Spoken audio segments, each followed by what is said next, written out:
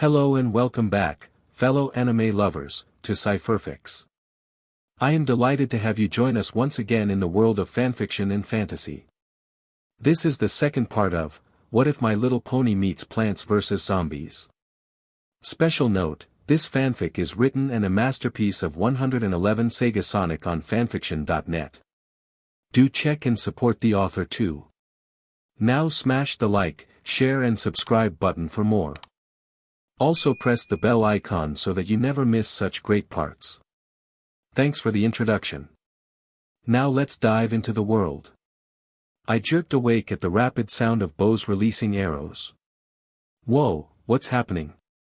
I threw myself to the window and opened it, quickly realizing I was being attacked from behind by the horses. I grabbed for my seed gun, absorbed the lingering sun on the ground. Then I struggled to replace the plants that fell to the arrows. This was going from bad to terrible. Not only did the barrage of arrows never stop, but the horses had a giant magic shield like last time. Stinking campers, I grumbled as I grabbed some spare plant food off the shelf. I planted a stallia and powered it up. Light engulfed the plant and a giant spore cloud burst throughout the area. As I assumed, the shield allowed air to flow through. The spore cloud phased through and clogged the horses' lungs. Arrows stopped firing as the horses dropped to the ground hacking and coughing. Without much effort, the shield melted away. I had to hand that one to myself. That was smart thinking. Now all I had to do was flash. Ugh, my eyes. Everything turned white as I fell backward. I rubbed my eyes and blinked several times, trying to regain my sight. As my vision cleared, I lifted myself to my feet. I looked out the window and saw they put the magic shield back up. Wonderful. But I noticed my plants were looking upward instead of forward. Then I spotted one of the sunflowers trying to get my attention. The sunflower was repeatedly pointing up. Wait, don't tell me. I stuck my head out the window and looked up. Well played, horses. Suddenly arrows began to rain from the sky. I jerked back as an arrow whizzed past me. I reached for the blubber seed packet and put it in a slot of the seed gun. As I fired the seed in front of my house, the seed instantly grew into a blubber. The blubber took a deep breath and spun his leaves, creating a huge gust of wind. All the flying horses were blown far away, leaving one confused horse. But this one horse was more different than the rest. In fact, it was more like a mixture of all them. The horse was blue and had wings and a horn. It was much bigger than the others and it stood almost my height. And another thing, it was angry. I mean, really angry. Its horn glowed brightly, then it fired a beam that destroyed almost half of my plants. Hey! I yelled. That's cheating. Enough, it roared, prepare to meet thine end, foul beast. Its horn began to glow brighter. It was about to shoot again, but I was ready. I fired a seed in front of my house and watched it grow into an ice shroom. The ice shroom created a bright flash that froze everything, except my house and plants. The blue horse was frozen in a firing position. I grinned at the feeble attempt this horse had to bring. I walked down the stairs and exited the door. Silly horse, I said, walking toward it, you simply can't beat me. I mean, it was a nice strategy and you almost had me. But let's face it, I'm just better.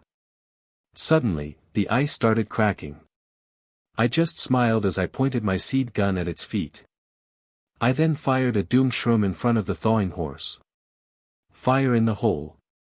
Doom. In the Canterlot Castle, Celestia and several griffins were gathered around a table eating. A few royal guards stood behind Celestia as they listened to the story of the griffins. After your ponies left our town, Gilda spread this friendship thing everywhere. A griffin said. After a few weeks of skepticism, griffins started to buy it. Thanks to you ponies, we're united once again not only as a kingdom but as friends. Celestia smiled at this news, but then she got more confused. Wait, if you now value friendship over money, why did you rob our ships? The griffins began to laugh. Did we say we value friendship over money? One said between laughs. Nothing is higher than gold to a griffin. Everyone knows that. But dash. We see friendship as more of a second priority. Besides, it's easier robbing ponies when you're together, am I right? The griffins started cracking up, but Celestia wasn't amused. I think you're taking this the wrong way. Friends don't work together for robbery. They dash. Crash. The ceiling suddenly caved in as something crashed into the table, snapping the table in half. A figure weakly rose from the wreckage. Luna? Celestia said as her sister stumbled forward. What happened to you? And nothing, Luna said, struggling not to fall back down. Let me help you. No. I'm fine. Luna yelled. The griffins couldn't help but laugh at Luna's situation. Oh wow. Whatever could have happened to you? One snickered. Remember guys, a griffin said, this is why you don't fly and drink at the same time. Celestia fought to keep a calm demeanor. Could you please wait outside for me to clear this up? In fact, can we continue this another day? The griffins shrugged. All right. As they were escorted out the room, Celestia went to attend her sister. Luna, are you all right? I'm peachy. Luna cried. Absolutely fine. You're hurt. Allow me to treat those wounds. I'll do it myself. Luna dragged herself to the door. Celestia could only pity her sister. I know you spent a lot of effort in planning this. I'm sorry you didn't dash. I don't want to hear it. Luna opened the door and slammed it on her way out. She hobbled to her room, every part of her body ached, but what hurt most was her shattered pride. Luna continued to sulk as she cast a quick healing spell. I've been insulted in more ways than I can bear and it's all that creature's fault. If I ever see it again, I'll tear it apart. How could I be so humiliated? At that moment, she felt like smashing something. But that was something the old Luna would have done. No, she had to clear her mind. Just then, an idea entered Luna's head. She had the ability to enter dreams, so why not enter the creatures? It's been a while since she made a real horrifying nightmare. Plus, she could learn of its weaknesses for the next encounter. The more she thought about it, the more she wanted to do it. Light filled the room as Luna started the spell. Then in a flash, she disappeared. I was in a snowy taiga. I had no idea of how I got there or why. But whatever the reason, I knew I had to get out. Following the path at my feet, I started to make my way out of the taiga. Or at least, I thought I was. Honestly, I wasn't complete sure of anything. After a time of senseless walking, a purplish-blue fog began to form. I attempted to wave the fog away, but to no avail. The fog grew thicker by the second, and soon I couldn't see anything. Just what I needed. I attempted to continue my journey, putting a hand in front of me so I wouldn't run into anything. After what seemed like an eternity, the purple smoke began to sink into the ground. Relieved I could see again, I sighed and took in my bearings. Somehow, I had managed to wander into a grassy field. Suddenly, red bony hands tore the ground below me. I jumped back and nearly fell to the floor. Everywhere I looked these hands were popping from the underground. For each hand, one red skeleton emerged from the ground. Everything they touched would rot and encrust in a red substance. Oh no, please no. I knew what this was, I knew who they were. I tried to make a break for it, but I was already surrounded. Panic and fear coursed through my blood as I saw all the skeletons raise their arms. In each hand, a hammer and sickle appeared. It was the communist undead, my greatest fear. Get back! I yelled. I'm an American citizen. You can't touch me. The skeletons grinned. One opened its mouth and with a scratchy voice, it spoke, America is dead.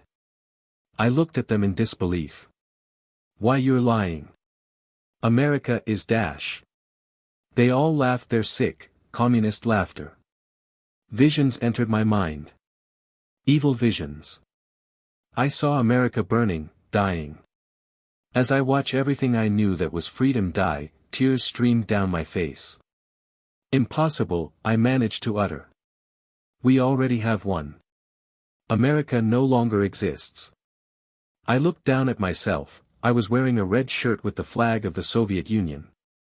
Under the symbol were bold golden letters exclaiming "Communism rules." I fell to my knees and began to sob. Then I began to chuckle. Soon enough, I was doubling over with laughter. The filthy commies were puzzled. Of course. This is a dream. That explains it all. I mean, come on, communism can't succeed. Communism is the very definition of failure. I rose to my feet. And now I know this is a dream. I closed my eyes as shock wave completely obliterated my enemies. I can end it. After a while, I couldn't help but notice I was still dreaming. Everything was silent, and the scenery had deteriorated into whiteness. But I was still asleep for some reason. Before I could think of ways to wake myself up, a blue horn started rising from the ground. Then a head followed, next mane. Soon, a whole body emerged from the white floor. I was face to face with a very familiar flying unicorn. Aren't you that unicorn that cheated? Cheat, the unicorn said in disbelief. I did not cheat. If anything, it was thou who cheated, hiding behind your plants. You couldn't handle yourself in a real fight. At its sudden speech, I backed up. Wait, time out, you're intelligent. Never would have guessed. As the unicorn tried to conceal the rage building in her, I couldn't help but smirk. Anyway, I don't feel like talking to you now. I have things on my mind. I attempted to snap her away as I did with all my boring dreams. But unlike my boring dreams, she wouldn't disappear. Why can't I? I am the ruler of the night, controller of dreams. That includes your petty dreams, fool. Wait, you're not a part of my dream. Who's the intelligent one now? I came here to finish what I started tonight, and there is nothing you can do about it. The unicorn extended its wings, as thousands of creatures flew from the sky. The creatures had a head and body of a lion, but their ears and wings were that of bats. And for a tail, was a giant scorpion tail. The faces of these terrifying creatures all lusted for blood. Uck, I think I'll pass. I again tried to snap them away, but apparently, the horse had more power than me in my own dream. As the creatures landed, their attention was on me. As they saw that I was unprotected, they all roared and charged at me. It was a race to tear away my flesh, but I wasn't going to make it easy for them. I crouched down, concentrated and made a brick dome around me. The animals slashed and struck at the dome with enough force to level a city. I could barely hold the thing up. If I die, I wake up, right? I said. The unicorn didn't answer me. In fact, I doubt it even heard me over the constant growling and banging. One of the bricks broke and I was able to see the gnarling teeth of the lion things. I couldn't take any chances that I might die, so I had to talk my way out. You say I'm hiding behind my plants, but look at what you're doing now. You're even more pathetic than me.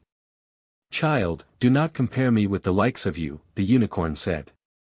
Hey, I'm only stating the facts.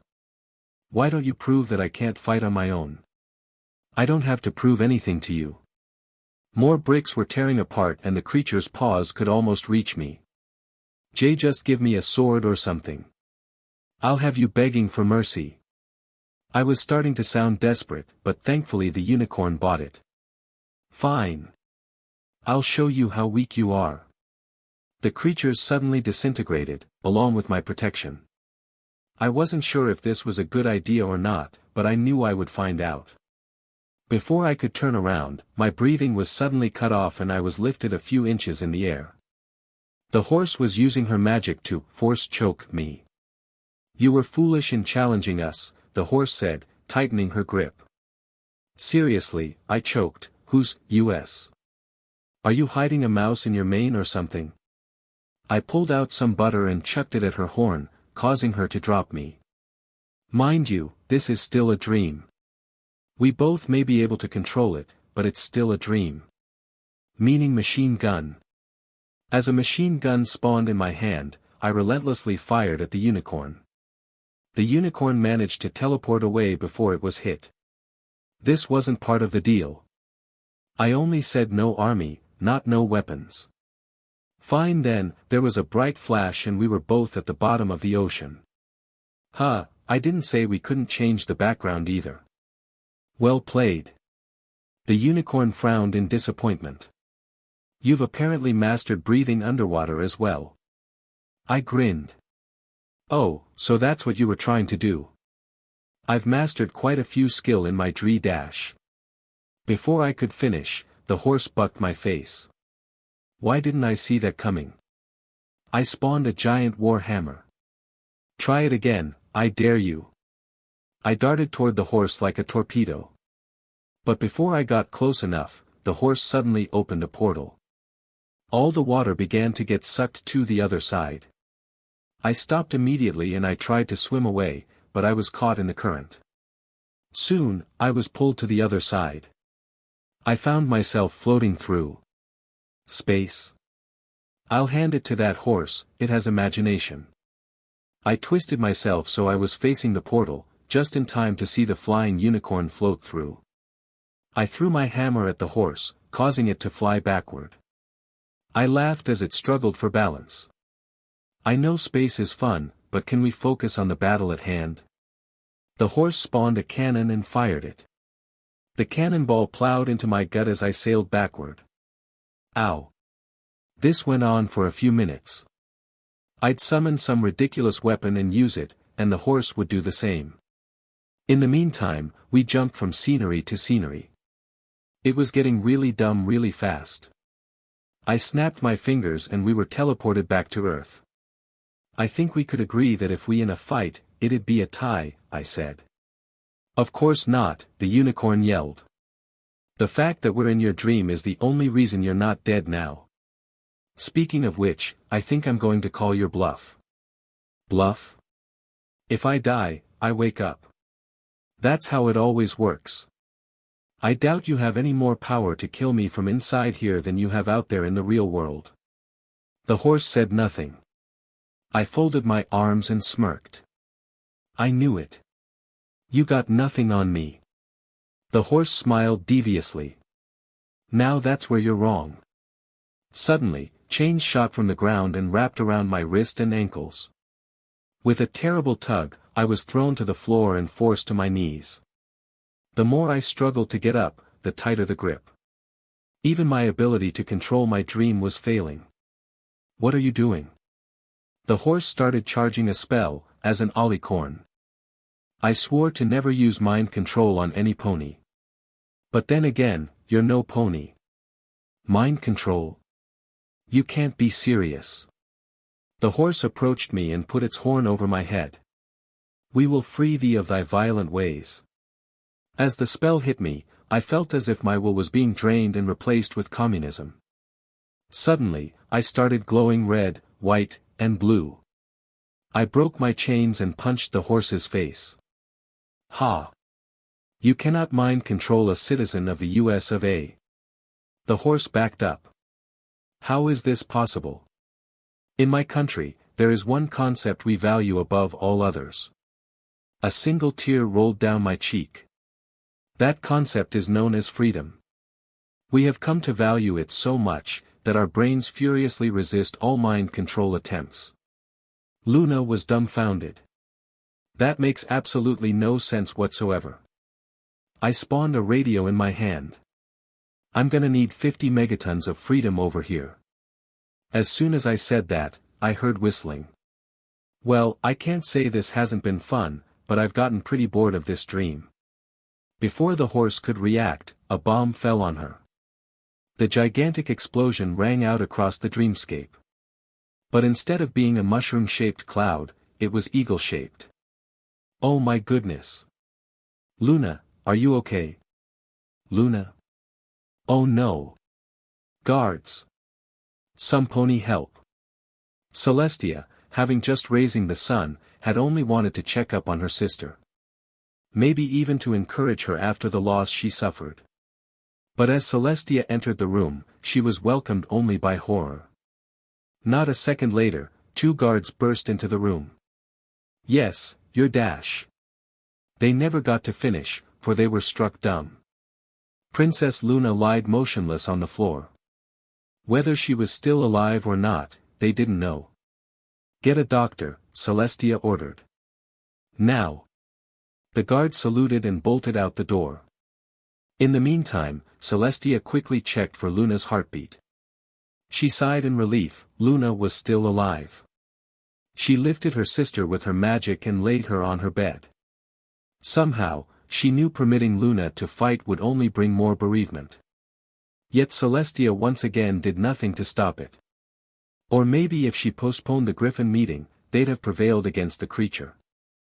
Celestia felt nothing but guilt, but that wouldn't help her sister. After half an hour, the door finally swung open, revealing the guards. They marched in with unusually uncomfortable expressions. But that wasn't the first thing Celestia noticed. Where's the doctor? The guards glanced at each other nervously. Your Highness, we couldn't find any of Canterlot's usual doctors, one explained. I don't know all the details, but I think they've all gone on vacation or something. Celestia's eye twitched. Vacation? Why did they all decide to go on vacation? Now of all times. She did a good job to keep from yelling, but from her tone of voice, you could tell she was upset.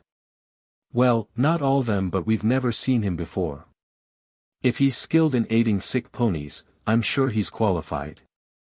Please, bring him in. The guards nodded, then turned to the door. You can enter now. From the door, came a light gray stallion. He wore a sharp light blue lab coat with a black belt strapped around his hip. Blue RBB gloves covered his front hooves and stretched almost to his knees. His stylish mane was black with a hint of gray. Small round glasses rested on his snout, gleaming brightly. He looked well-dressed and formal. But despite his pleasant look, something seemed off about him. And the guards could sense it too. But whatever it was, it didn't matter. My name is Dr. Bonesaw, the doctor said. I believe I will be helping your sister, correct? Yes, Celestia said, she's over here. Can you help her? She may have been like this all night, but I'm not sure. Dr. Bonesaw nodded in understanding and walked toward the wounded princess.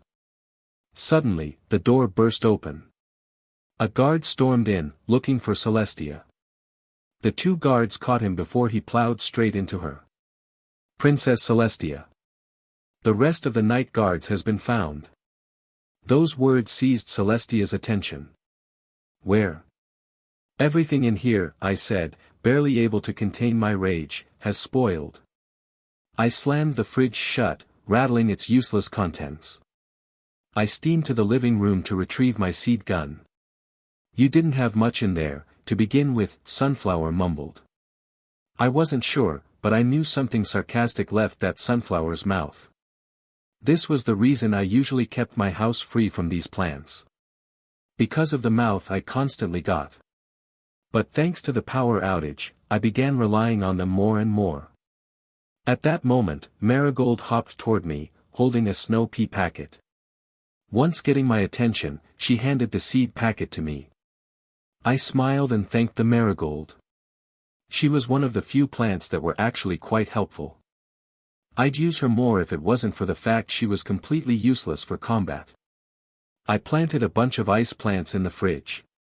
After doing so, I walked back into the living room. I then proceeded to collapse on the couch.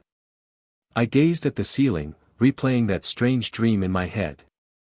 Something still bothered me about it, more specifically, that winged unicorn. Did it really infiltrate my dream? Or was my subconscious that crazy? The answer, who cares? Whether it was legit or not, it made me realize an important fact. These horses were probably intelligent. I really should have realized this sooner. I mean, you'd think the armor and planned attacks would be a dead giveaway. The question now is, how is this going to affect me? In short, a lot. Every battle they fight is a learning experience for them.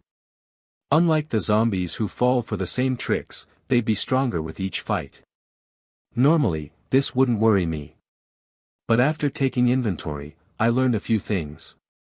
All but one of my lawnmowers have been totaled. I thought about using it, but what good would that do? Not only that, but most my power-ups are missing. Namely, the Power Snow, Power Toss, Power Flame, and Power Pinch. Other than the Power Zap, I have no backup in case the fight went south. And to be perfectly honest, that sort of frightened me. I only have so many plants, can I really hold out against them? Could I actually lose? Nah. Celestia paced anxiously outside of Luna's door. It's been half an hour and she was still waiting for Dr. Bonesaw to finish. At least this gave Celestia time to reflect on the creature and its house. It was a mystery how the night guards ended up unconscious on the roofs of Ponyville's houses. Thankfully, Ponyville's hospital took the wounded guards in for treating. According to the doctors, they suffered from some kind of fall. In fact, that speculation fits well with what happened to Luna. What possibly could have happened to cause that? Celestia thought. She made a note to question one of those night guards later that day. But despite the unanswered questions, Celestia felt as if something had to be done. The creature must have needed a great amount of power to decimate an army of 100 and an Alicorn princess. This proved it was dangerous as she suspected. Celestia's thoughts were abruptly interrupted by the door creaking open. Dr. Bonesaw was finally done, but his expression suggested bad news. He slowly closed the door behind him and sighed deeply. That took longer than I thought. Celestia hated to ask, but she needed to know. Will she be alright? A smile managed to form on Dr. Bonesaw's face. No. I hope you don't mean she's going to. Oh, there's still hope for her, but it's slim.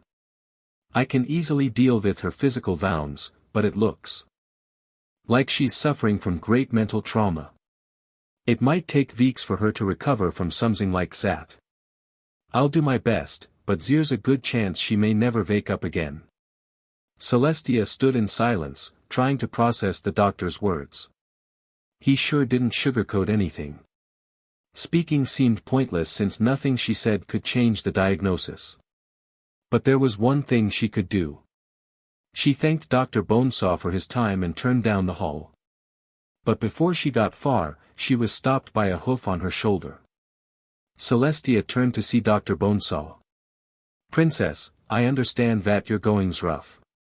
You feel that you're losing control of everything. And that nosing will change unless you did something about it. And you're right. But you have to be careful not to do anything irrational. Irrational? Celestia questioned. You know what I mean.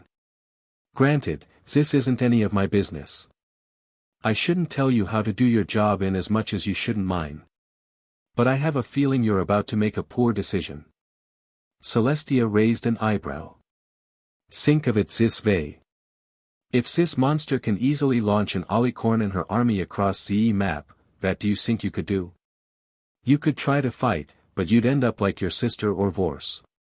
This country needs you alive, so I suggest you move as far as possible from that house. So what do you want me to do? Send more innocent ponies to their deaths while I lie idle in my castle? Dr. Bonesaw chuckled. Trust me, no army you could muster would be able to match that thing. At least, not without massive bloodshed. Look, if you're suggesting we give up. No, of course not. I'm merely suggesting that brute force will only bring more disaster.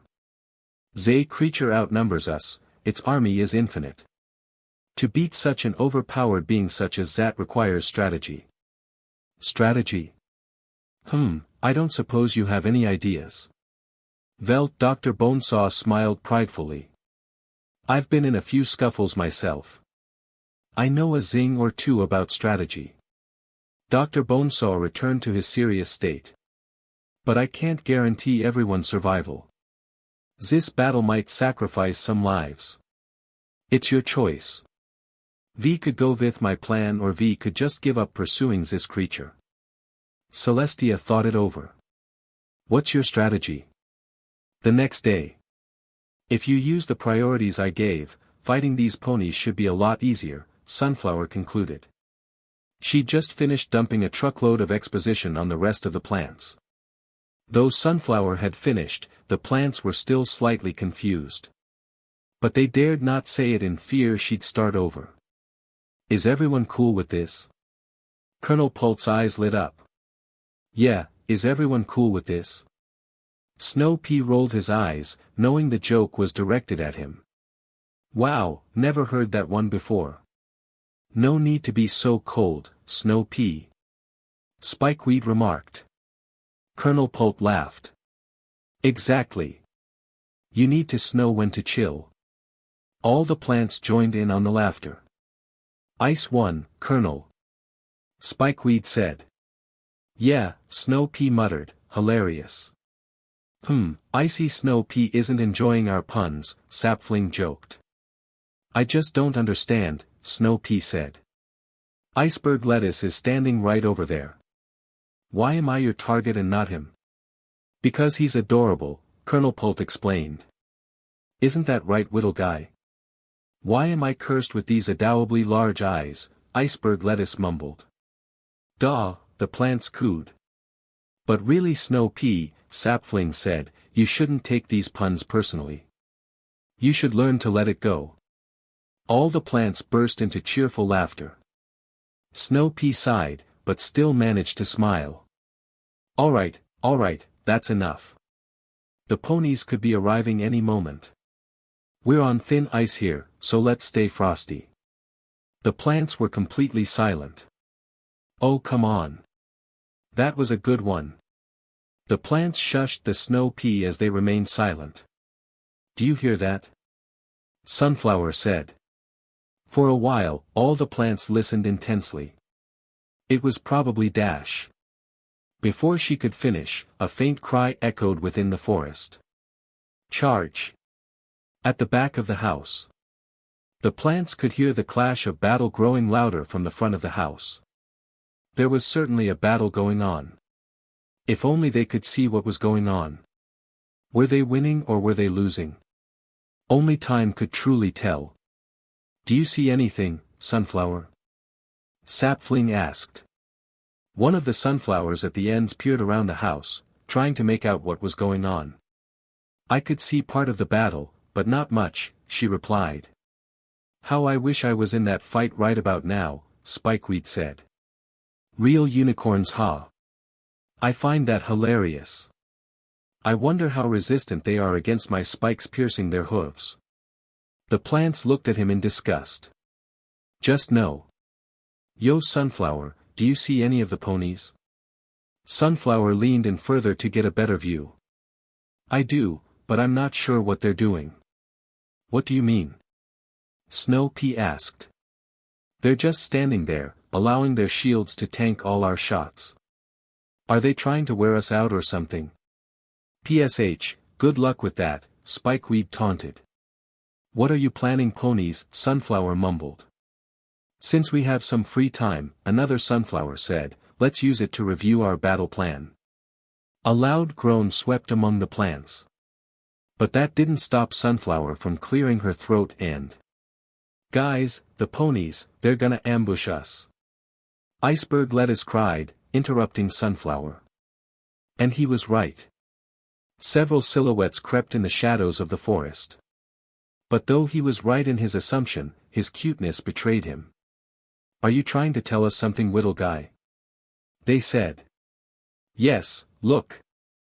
They're hiding there. He motioned constantly at the figures in the forest ahead. You know, you're the only guy who can cheer me up when I'm disappointed, Spikeweed said. Can one of you take me seriously? Charge. The plan was going perfectly. A decoy squad distracted the plants from the front while lowering the defense of the back. When the signal was given, the ponies struck the plant's defenses furiously. It was happening, they were finally winning. Each of the guards felt untouchable as none had taken any serious damage. The plants were completely helpless. But then, the plants actually started firing. Almost instantly, the battle was thrown in their favor. They were immediately nailed with frozen peas and rained on by sap and butter. By the looks of it, this was their worst battle yet. But still, the ponies didn't back down for a second. They charged with their swords held high, willing to lay down their life for their country.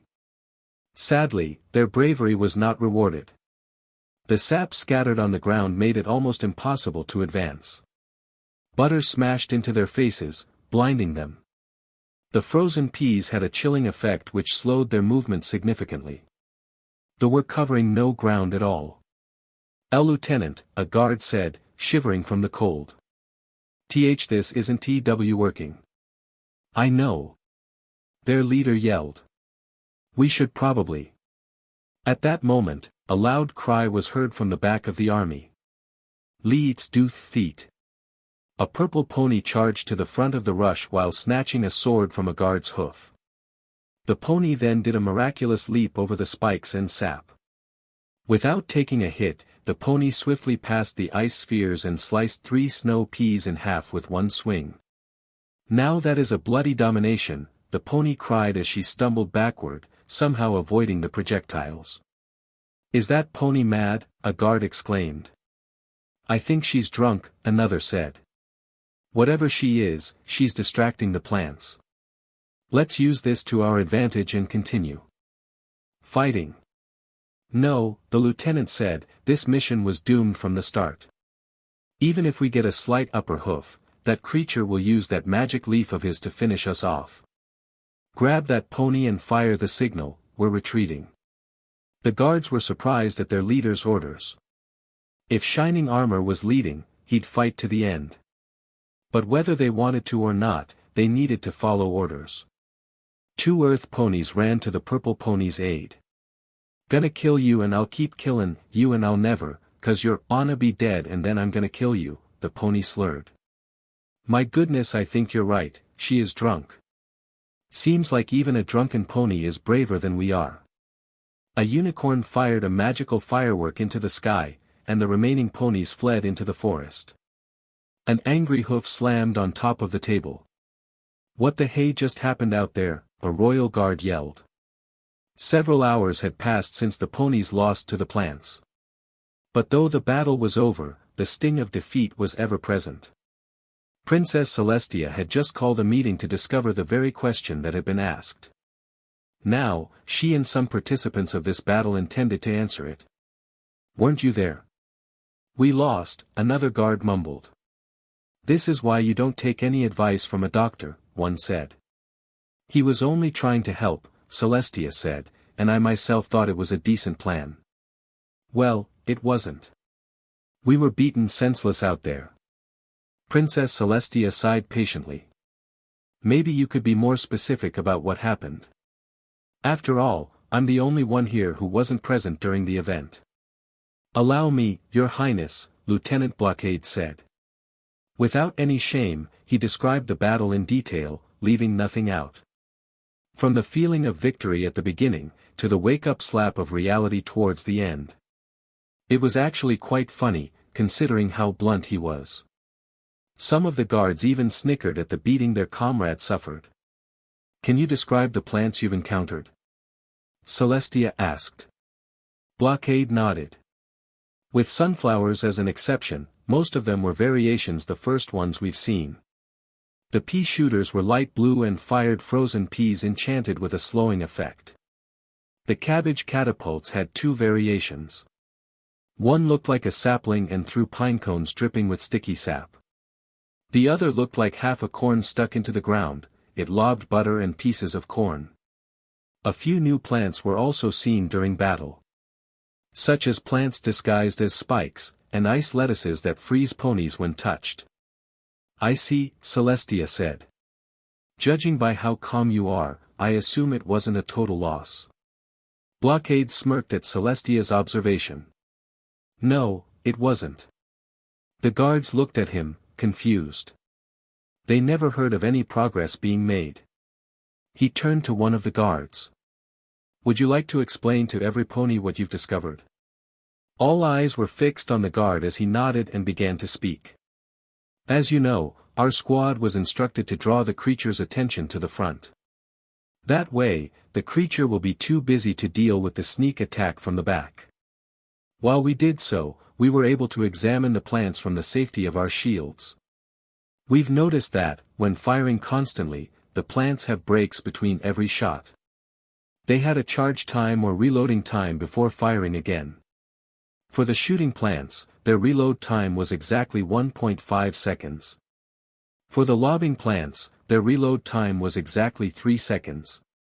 We're not sure if this rule applies to all plants, but it's still a good thing to keep in mind. That is certainly interesting, Celestia commented. But I fail to see how it is helpful. Well, it really isn't, the guard admitted, but it's also not the only thing we've learned. We learned that these plants seem to have sapience. They planned and strategized each of their attacks like second nature. At one point, they stopped firing and waited for our defenses to drop. After a while, they'd attack all at once, knocking us back. Clearly, there was some intelligence at work. Celestia thought it over. Wouldn't it make sense that the creature simply gave them orders and the plants obeyed? That may be the case, but that only confirms the creature's intelligence. But that wasn't the point I wanted to expand upon. We've noticed something else about these plants. Something extremely vital if we want to defeat them. Which is, a guard asked. The sunflowers, he stated firmly. Have any of you figured out what they do? After all, they've been in every battle. Everyone took a moment to determine an answer.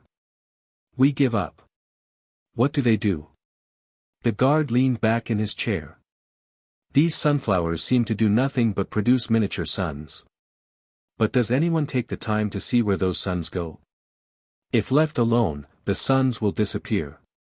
But most of them are gathered by the creature with some sort of device. With this same device, he makes more plants. Is any pony making the connection? The ponies sat there dumb, still trying to put the pieces together. Celestia's eyes suddenly lit up. To make more plants, the creature needs the sunflower's suns. Which means... All the guards finally understood. If we destroy the sunflowers, we defeat the plants. Yes. Hope had finally returned to the ponies. Maybe with this newfound knowledge, they could win. But amongst the happiness, was an irritated groan. You ponies really think you've learned something here, a guard said, shaking his head. Yes, we know which plant to target now. But has any of you remembered we have trouble destroying one plant? How are we going to wipe out a whole line of the ones hiding in the back? Everyone's smiles slowly vanished as their morale was crushed by his words. So then it really is impossible to beat them, a guard finally uttered. No, we just have to think harder, Celestia assured. There could be other ways of winning that we just can't see. If we put our heads together, we can find something. I really don't see the point, another guard said. Why don't we allow this creature to live in its house? It's not going to hurt any pony from there. Celestia sighed. We can't do that. Not again. We must deal with it before dash. Wait a minute, Your Highness, the lieutenant said, that may be a good idea. How? Instead of fighting these plants, we could camp around the house. Eventually, the creature will run out of food, and as we know, all living things need food and water. We'll force it to surrender or die of starvation, but either way, it won't be our problem anymore. The same guard that shot down their first plan did the same to this one. Couldn't it just eat its own plants? It has an endless supply of them, and they look edible enough. The creature also needs air to survive. Maybe we could try smoking it out. Actually, we've recently discovered there's a plant that can make huge gusts of wind. That's how the night guards were defeated last night. The creature will use it to blow the fumes back in our faces. The room was filled with silence. Wow, you really are a downer. The guard shrugged. I'm just saying. If we can't chase the creature out, we're forced to break in, Celestia said plainly. Does any pony have any ideas of doing that? Hey, why don't we try teleporting into the house, a guard suggested. This time, the whole room burst into laughter. Don't you know what happens when you teleport into an object? A guard finally asked. You impale yourself? Exactly. Now, explain what might happen if we tried teleporting. Into a house we have no mental image of. You could impale yourself. And that's not a pretty sight. More silence followed as the group tried to determine an answer. Slowly, a hoof raised amongst them. Do you have a question, Private? Blockade asked the guard. Actually, I have an idea. Let's have one more attack, except with the crystal guards. Put Flash Sentry in the front, and while they're in the heat of battle, tell every pony else to back off. Celestia frowned. What will that accomplish? The guard grinned devilishly. We'll finally rid Equestria of its greatest threat. Blockade groaned. Look, it all boils down to this. We know the Royal and Knight Guards are incapable of winning normally. I'm sure the same goes for the Crystal Guards. Somehow, we need to use this information we discovered and give it to ponies that could actually benefit from it. At the time, those ponies aren't us. Who do you suppose those ponies are then? Celestia asked. We need ponies that are brave and daring. We need ponies that are fast and evasive. We need ponies that can think quickly and plan effectively.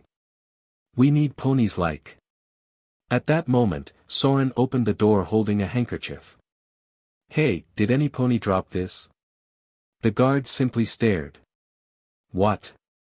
Books piled on the floor as Twilight de-shelved her library.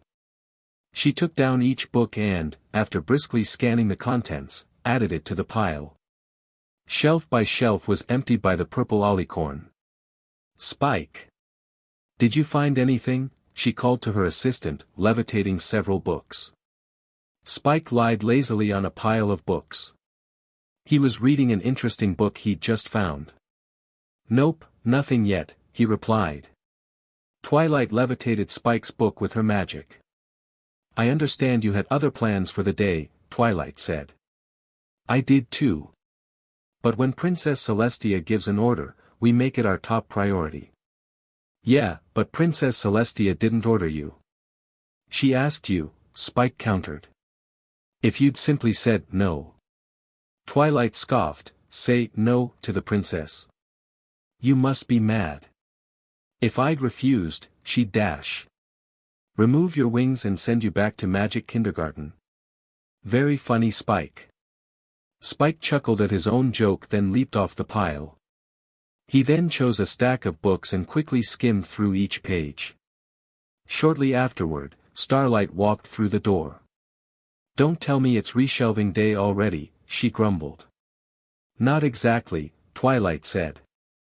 Do you remember the creature I told you about? The one in the Everfree forest.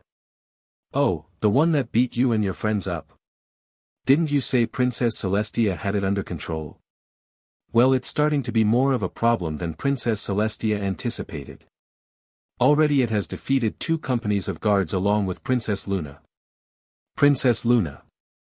Starlight said in astonishment. How? It didn't do it by itself.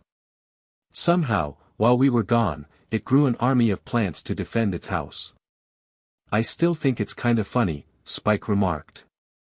No, it's actually very serious, Spike, Twilight said, motioning to the books. Spike sighed and continued searching through books. Princess Celestia requested that we learn everything we could about the creature and its war plans. That way, they might find some weakness. Which would explain the books, Starlight said. Twilight nodded. As you could see, I'm not having much luck at it. Maybe if you describe this creature to me, I could help you look, Starlight suggested. Twilight searched the back of her mind. After all, she had only seen the thing once. Now that I think about it, it was much like a minotaur. Only it didn't have hooves or much hair. It was also less muscular and wore clothes. But its face was somewhat round, having no snout. Starlight nodded and chipped in with the search. But even with another helping hoof, no progress was being made. Books about minotaurs, plants, the ever-free forest, and even tornadoes were stacked in a pile. The Mares had already started rechecking the books for any missed information. 2 full hours had slowly passed before Starlight sat down. You know, Sunburst would be really good at this, Starlight said. He has a knack for researching and tracking down certain books.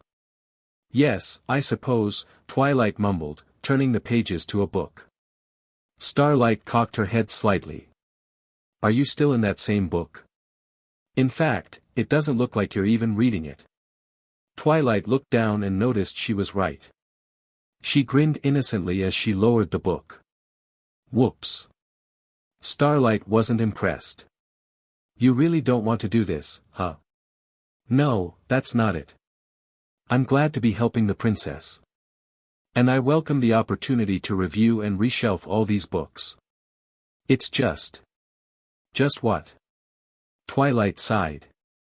I just don't understand Princess Celestia's reason to jail the creature at all. What don't you get? I mean, it did try to hurt us, but I don't blame it completely. It was scared and acted out of self-defense. But what about those soldiers? And your brother? After the suffering it caused, you still think it deserves mercy? Though I'm not happy about what it did, it was all still in self-defense. We were the ones bringing trouble at its doorstep. We created an army to make war against it. All it did was protect itself. Starlight smirked. You've been talking to Fluttershy lately, huh? Well, yes. But she makes a valid point. Plus, her worry for the creature isn't the reason I'm upset. Ponies are supposed to be peaceful and kind. Since when did we go around fighting things we didn't understand? I'm mostly surprised at Princess Celestia. After everything she taught me, I didn't think she'd act so irrationally. I might understand her wanting to protect her subjects, I guess. But shouldn't we deal with this the way we know how? Friendship? I was wondering when you were going to suggest something like that. But really, if you're that worried, just go tell Princess Celestia. Wouldn't she understand? Twilight thought for a while. Perhaps. But I don't want to disrespect her judgment. Starlight rolled her eyes. Whatever. Are we going to clean this mess up or what?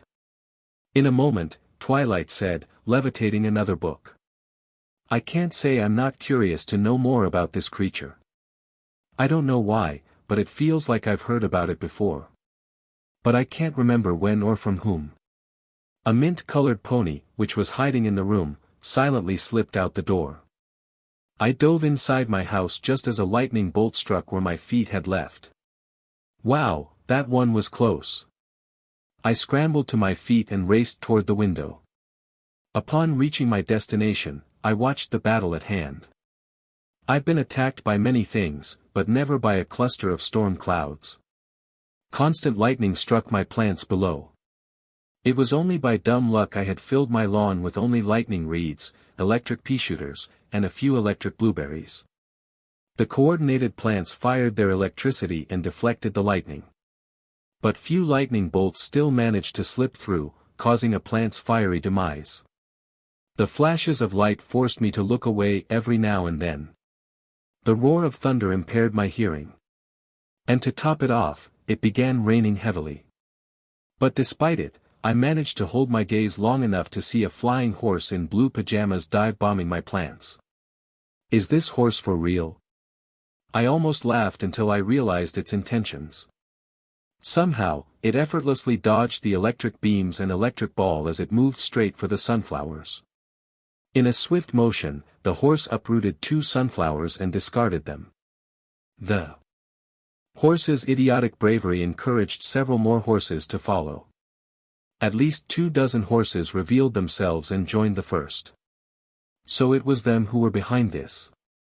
In our defenses, the electric blueberries created a barricade of lightning clouds. Yet, the horses skillfully kicked the clouds and removed them. My plants tried to keep the horses back, but that plus reflecting the lightning bolts was too much. One by one, sunflowers were plucked from my army. These horses definitely weren't the same ones I fought a few days ago. They'd clearly stepped up their game. But as all attempts, it was in vain. The horses forgot one important flaw to their plan. I smugly planted a blubber on the field. But the horses wouldn't allow it. With their quick reflexes and incredible speed, they managed to uproot the blubber. This was bad, really bad. I was losing my sunflowers fast. My options were now limited since I couldn't afford any expensive plants. The only possible way to win was by the blubber. Again, I planted another blubber but got the same results. I was beginning to get frustrated. With the use of the plant food and instant recharge, I began planting blubbers one after the other. But the horses were simply too quick. They dived, dodged, and always got their target. Only a few sunflowers remained, I couldn't let them go to waste. I used 2 more plant food and gained an extra 300 sun. I only watched as the remaining sunflowers were uprooted. Now I had to use what I had left sparingly. I turned away from the battle and put my mind to work. There had to be a way out of this that I'm not seeing. If only I had a plant fast enough to shoot the horses down. My eyes lit up. If I can't be faster than them, maybe I could just slow them down. I quickly grabbed an iceberg lettuce seed packet and... what in the blizzard? And boy, what a blizzard it was. Without me knowing it, the rain had quickly switched to snow. And the snow was building up faster than normal. Though I couldn't see much through the thick snowfall, I could tell my plants were completely buried. My only protection was literally 6 feet under. There goes that plan, I grumbled. I took a deep breath and sat down. Though the situation was dire, I was able to calmly think. Time seemed to slow as I was sealed in intense thought. It was times like these why I never lost a fight. My mind reeled with plans, patterns, and possibilities. I was completely focused. The power zap came to mind. Though victory would be almost assured, I'd rather keep it a secret from the horses. Only when absolutely necessary will I use it. After a whole second of thought, I had an answer. Wow, I feel like an idiot, I said. I planted a jalapeno to clear some of the snow. Immediately after, I planted an umbrella leaf. The answer was so obvious, I overlooked it. Without skipping a beat, I plant the final blubber. It was over, or so I thought. Without warning, both plants were ripped from the ground. Confused, I look around for the cause. My jaw dropped as I looked ahead. They can make tornadoes. Yep, right before my eyes was a small tornado. This was definitely overkill. Blue blurs circled the tornado over and over. I assumed it was the pajama horses sustaining the tornado from within. I wonder what would happen their flow was disrupted. I started to time the horses as they spun around in circles. I opened my palm and spawned a blob of butter. With great precision, I reeled my hand back, chucked it, and nailed a pajama horse's face. Blinded, the horse lost control and rammed into its companions. The tornado began to wind down, leaving the horses in the air temporarily disoriented. With a triumphant grin, I planted one more blubber. Time to blow away the competition. The blubber took a deep breath, groaned at the pun, then blew as hard as he could. The wonderbolts shot over Ponyville with speed comparable to Rainbow Dash's sonic rain boom. They were heading straight for the Canterlot Mountain. And at their speed, the impact wouldn't be pretty. Luckily, the Pegasi were trained to recover from a situation like this. They outstretched their wings and allowed drag to slow them down. But to their surprise, they were still moving too fast. Everyone braced for impact as they plowed into the mountain. Ugh! Soren cried, my leg. I think it's dash. SSCK it up, Soren. Spitfire snapped, wincing at the pain of her twisted wing. We were so close to winning until you clumsily lost balance. Spitfire. Fleetfoot cried, his leg is broken, and the rest of us is wounded badly. Can we at least take care of that before you start to lecture him? Well, as you can see, none of us are doctors, and the nearest one is up this steep mountain. Spitfire turned to the rest of the Wonderbolts. Can any of you fly and get help? The ponies looked at each other before shaking their heads. Terrific. Looks like we could either take a long hike to Ponyville, or we could finish climbing the mountain by hoof. Both seem almost impossible in our state, Blaze added. Then I'll try to go up myself to get some help. No, we'll go together. None of us gets left behind. Mistyfly said. Spitfire smiled at her team's determination. Fine, we'll help each other as we climb this thing. Follow me. It was somewhere during the afternoon when the Wonderbolts finally scaled the mountain. They were tired, hungry, and in pain. Their wounds hurt a lot more than when they crashed now. It was clear they were in desperate need for medical attention. Hello, a voice greeted. The Wonderbolts looked around in confusion. Their eyes landed on a pony in a lab coat. I am Dr. Bonesaw. Zay Princess told me to take care of your injuries when you returned. I spotted you walking up ZE Mountain, so I came here to assist. A doctor, Soren said in relief, just what we needed. Zay Hospital is just right here, Bonesaw said, you should come with me. The Wonderbolts nodded and limped after him. Not long after, they followed the doctor into a small building. As soon as they walked in, the doctor slammed the door and locked it. Doc, is that really necessary? Fleetfoot asked. I know that I'm doing, he assured. Something was off about this doctor, and even the room itself was strange. It looked more like an odd house without windows than an actual hospital. And something about Dr. Bonesaw's smile made Spitfire anxious to leave. We are grateful for your help, but I need to report to the princess immediately. But your wing looks broken. Let me take care of it first, then you can go to ZE Princess, Dr. Bonesaw said. We can't afford to lose or forget the knowledge we learned today, and I'm not allowing any chances to. I have an idea. I'll go tell ZE Princess, while you stay here. If you don't get treatment now, I won't know what will happen to you. I'm sorry, but I'm afraid I'm going to have to insist. She turned to unlock the door, but a hoof stopped her. I forbid you to leave. You are my patient, and I'm entitled to take care of you. Look, Doc, I thank you for your concern, but I'm a lot tougher than you think. I'll only take a few minutes. Dr. Bonesaw sighed. Are you sure I can't change your mind? I'm sure. Too bad. Suddenly, his hoof jabbed into her wing, causing her to yell in pain. The horrified Wonderbolts ran to Spitfire's help, but Dr. Bonesaw was quick. He picked up a strange weapon from a nearby counter and fired syringes out of it. As soon as the needle pierced a pony's skin, he or she would lifelessly fall to the floor. Spitfire fought the pain. And looked at her options. Clearly, this pony was crazy but very skilled. Taking him on would be a bad idea, even without their injuries.